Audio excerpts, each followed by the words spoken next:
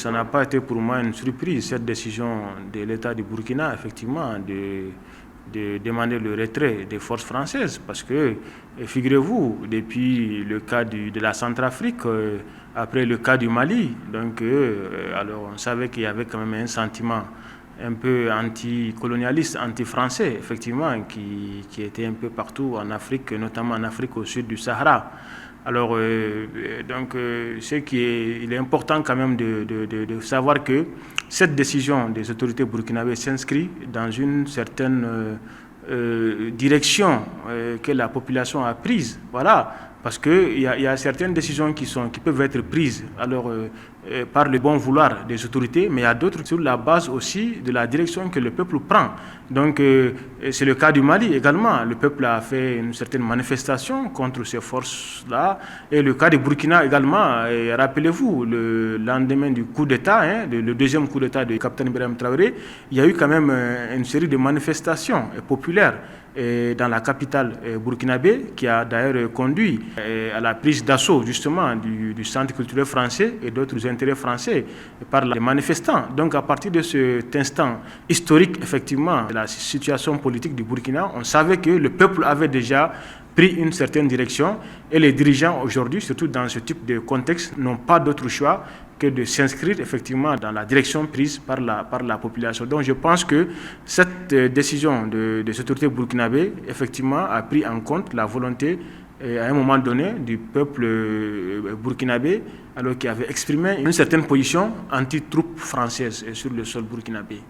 Que ce soit l'État du Mali ou encore l'État du Burkina, et ces deux autorités se sont quand même inspirées, en tout cas ont pris en compte effectivement, comme j'ai dit tantôt, la position de la population pour aller dans le sens du retrait, de dénonciation, je veux dire, des accords de coopération militaire.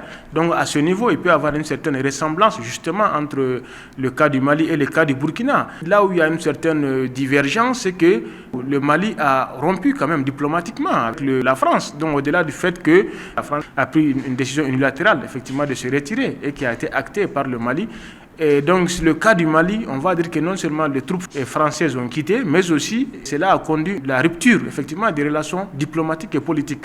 Alors que le cas du Burkina Faso, c'est vraiment l'inverse. Les troupes françaises doivent quitter dans un délai d'un mois, à travers le porte-parole du gouvernement. Et cependant, les relations diplomatiques entre le Burkina et la France restent, même si il est important de rappeler que le Burkina a demandé à ce que la France change quand même d'ambassadeur, parce qu'il reproche à l'ambassadeur qui était là des propos discourtois par rapport à certaines questions liées à la situation sécuritaire du pays. Je ne sais pas si le Burkina est en train de s'inspirer du cas malien. Je pense que les relations internationales sont beaucoup plus complexes. Deux pays peuvent être exposés à un même phénomène et ils peuvent le vivre différemment. Et je crois que chaque peuple a sa propre trajectoire et les dirigeants à la tête des deux pays, même si ce sont des militaires, c'est dans des contextes assez différents.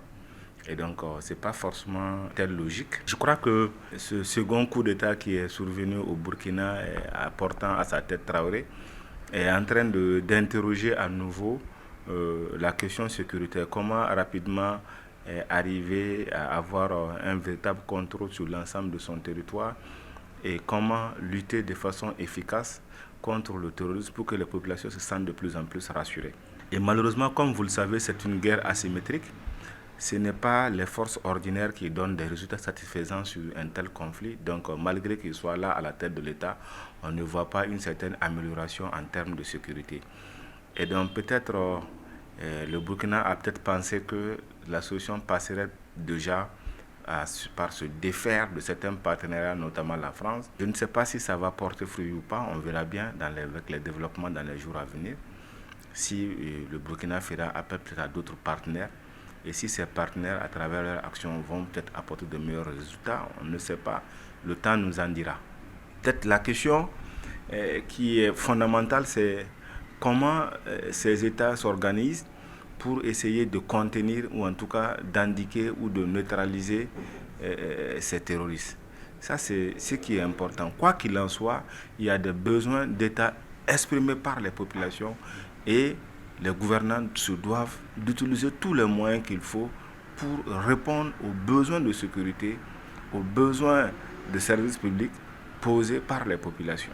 Faute de quoi, l'État et les gouvernants vont perdre beaucoup en termes de légitimité.